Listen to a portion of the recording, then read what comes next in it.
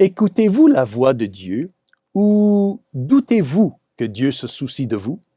Aujourd'hui, nous allons entendre l'histoire de Saint Zacharie, qui doutait que Dieu puisse lui donner un fils et comment il a été confondu.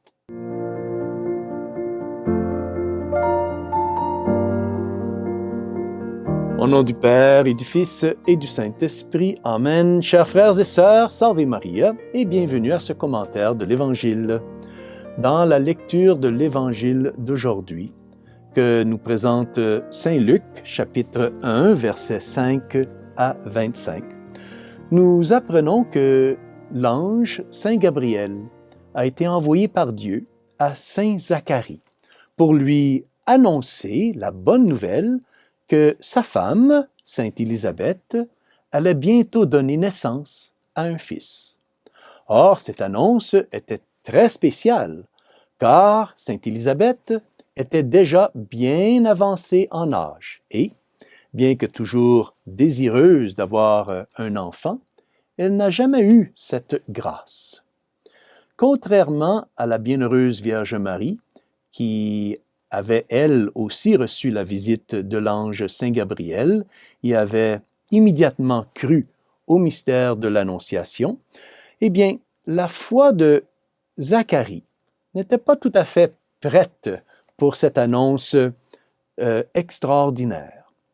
Zacharie n'a pas cru aux paroles de l'ange parce que Saint Gabriel annonçait quelque chose qui dépassait les rêves les plus audacieux de Zacharie.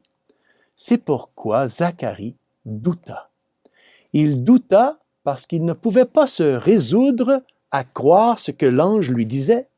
Alors oui, il douta des paroles de l'ange et alors il fut puni par Dieu et resta sans voix et incapable de se communiquer ou de parler jusqu'au jour où l'enfant de la promesse soit né. Alors ici, oui, frères et sœurs, nous apprenons que Dieu punit les gens après tout.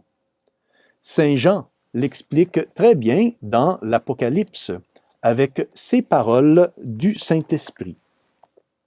Moi, je reprends et je châtie tous ceux que j'aime. Aie donc du zèle et repens-toi. Chers frères et sœurs, peut-être y a-t-il quelque chose d'un Zacharie qui doute en vous et en moi.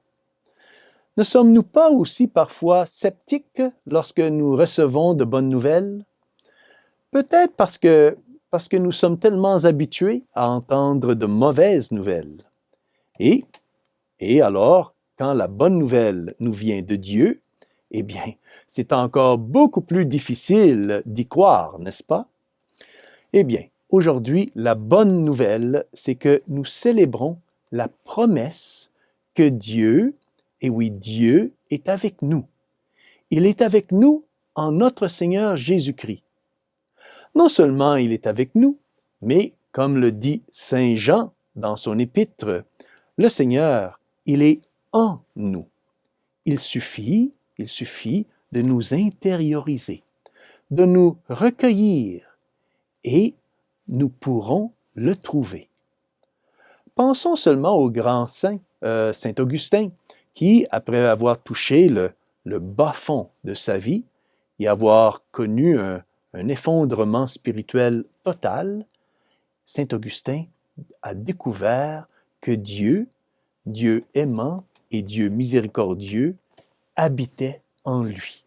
Voici ces mots.